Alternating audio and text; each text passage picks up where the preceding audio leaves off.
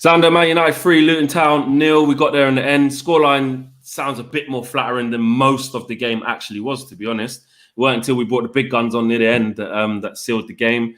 A bit flat a lot of the time, in control some of the time, but then looking like an equal outfit for a lot of the time. But we got the job done in the end. Yeah, man, I think it was a good result in the end. As you said, the scoreline flatters us slightly. But again, I see these people on Twitter and that saying we've got no tactics. What does that mean, no tactics? Forgive that. What does that mean, no tactics? Wait, what even was that? It's my mate's birthday and they've just got home. Literally, as we're starting this now. So, we'll see how it goes. We might have to knock it on the head.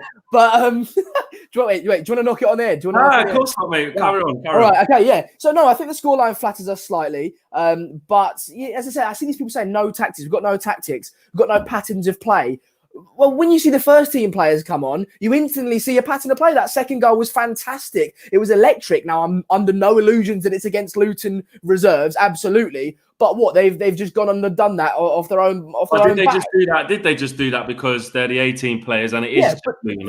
But that's what I'm saying. They are the 18 players, and Ole Gunnar Solskjaer's no doubt instilled his tactics, whatever that means, and his patterns of play within that. You put out a slow team in Ighalo, Lingard, and Mata, and you're going to get a slow performance. And I'll criticise Ole in the fact that I thought that the sub should have at least come on sort of around 50, 60 minutes, because I think a little bit more minutes in the first team players' legs would have done well. But not every critique has to get sacked, And so I think that's where he deserves criticism, absolutely. But listen, in regards to the first half and the slow performance, as a whole, you're going to get that when you play that sort of side in Ighalo. And I think Ighalo's just, I love the guy. I tweeted it. Bless him. He's lovely. I'm sure he's a lovely guy. He loves the club.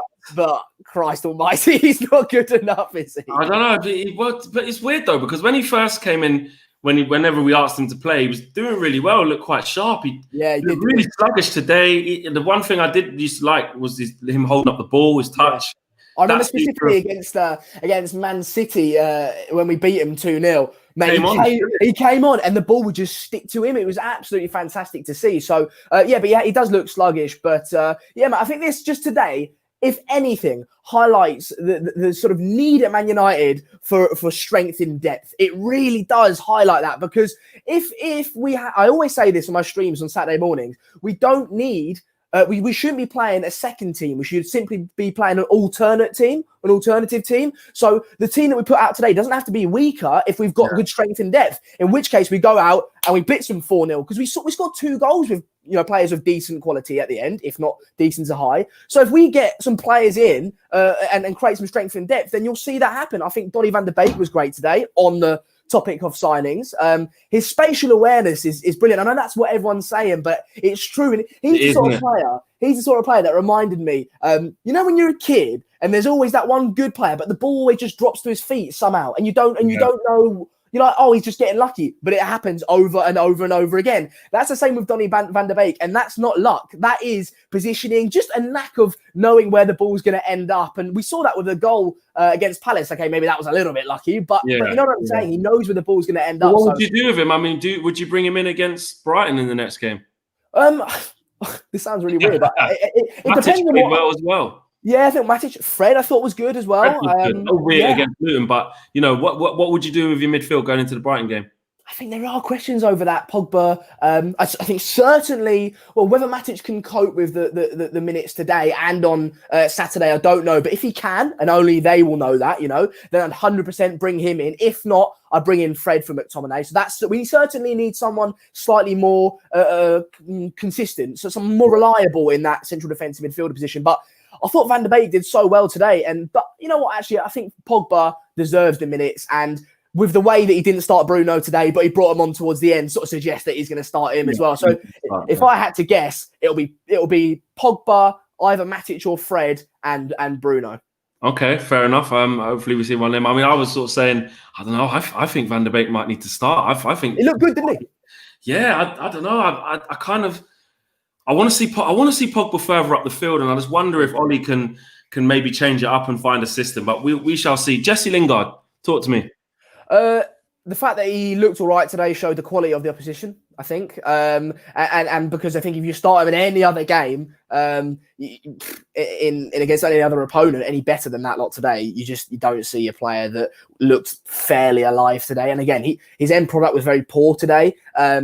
Shots, passes, the wrong decisions all the time. But my expectations of Jesse Lingard have come down so much that for him to be simply sort of buzzing about, looking a bit, interested and making a few good runs is now, for me, a good performance for Jesse Lingard. So that's what I wanted to say. I didn't want to get too... He did play well today. Yeah, no, he played well, but mate, the end product, I agree. Yeah, he played well. That's what I'm saying. He was buzzing about, and he was, but again, every shot that he took went miles off. Every pass was poor, and this is again against Luton. And I wanted to say, because I'm conscious of being more balanced than I maybe usually I am. Balanced, Jesus. But as I said, that because Jesse Lingard sort of looked all right today, for me shows the quality of the opposition, which means that we should hold everyone else to account as well. Maybe some people didn't do well enough. Harry Maguire being one of them. I think he was suspect at times, giving the ball away, as you said, a few times. So. On the centre-back partnership, I think Eric Bailly looked exciting. You just said that the last fan came for you. He was like, get Lindelof out and just start Bailly. I think it's really simple, he said. Yeah, bro, like he just... I've always said it.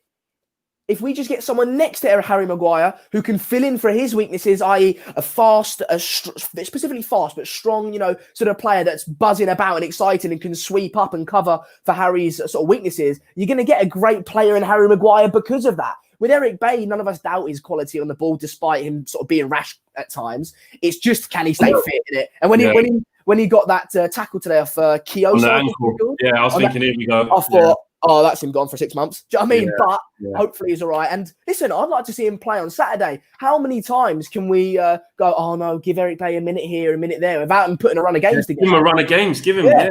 So I'd like to see him against Brighton. Last one, Dean Henderson kept us in it right near the end. Didn't have much to do for the whole game, but stayed alert and pulled out a great save. Would you make any changes between sticks against Brighton? No.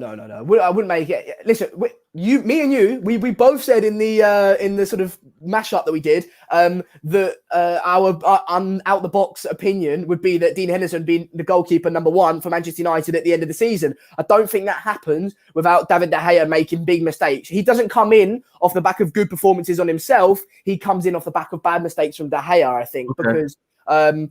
Listen, we've got to go with De Gea, new season, and he is our number one, no doubt. At the moment, he's probably a better keeper than Dean Henderson if he can just keep those mistakes out of his game. So until he does them, I wouldn't change it in the sticks, because Gary Neville said it coming into the season. If you start switching around the keeper position, mate, it's all about confidence, that position, more than anyone else. So if you start doing that, it's all going to go tits up. So no, keep David De Gea, and then we've got, I think, is the next round of the Carabao Cup like next week or something like that? It's really soon, It's really soon. And another away game. I can't remember who it's against. We've either got... It's 2 out of 2. We've either got Brighton or Preston next. So listen, I'd like to see Dean... Brighton again, so Brighton again. Yeah, exactly. So I'd like to see Dean Henderson just keep going, mate. Keep going in these cup games. And then you will get your chance, because I've got no doubt that David De Gea will make some pretty big mistakes this season, hence my prediction. So, but listen, mate, he was brilliant today, Dean Henderson, because I think not doing anything, then suddenly doing something is better than constantly doing something. Do you know what I mean? As a goalkeeper, because your sort of attention is really questioned when you're a Manchester United goalkeeper. And so the fact that he did nothing today, absolutely nothing, and then pulls out, mate, that's a wonder save. That is fantastic. That was a De Gea type save, to be fair, mate. But that's De Gea. Well, he still does it now, but we just need to see if his. When Dean Henderson picked up the ball and tried to play it. I think we were getting pressed. It was from a goal kick. I thought, what's he going to do here? Let's see what he's like on the ball. And he went long, but it went well wide. So I thought, maybe that we'll have to wait and see how his distribution is. But cool. Who was your man of the match before you go? Bruno? No. I don't. I'd go with... I haven't really thought about this, mate. You've sort of taken me off guard a little bit. I'd go with maybe Eric Bailly, just because he excited me the most. Maybe not in isolation today, but when I saw him, I was like, he was making tackles and he was fast. I was like, there's definitely... Lindelof can't do sort of thing. Yeah, exactly. Because I think with Harry Maguire and Lindelof, you've almost got the same sort of player, but Lindelof just can't do all the manly stuff. So, do you know what I mean? But, anyway. I won't, you know what? That's 2 fan cams now, and you've both said Eric Bailly, even though Matt got it on the TV and everyone said Lingard played well. He did play well, Matt, but not Matt. Yeah. Cool. Sander, I'll see you soon, bro. All right, brother. I'll speak to you in a bit. Take care.